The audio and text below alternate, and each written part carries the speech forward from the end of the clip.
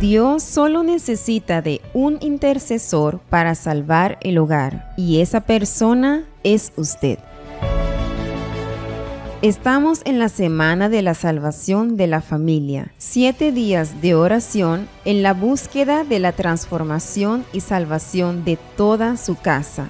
Traiga una pieza de ropa o fotos de sus familiares para ser presentados a Dios. Y este domingo, 13 de marzo, venga con su familia para entrar en el arca de la salvación, que es el altar de Dios.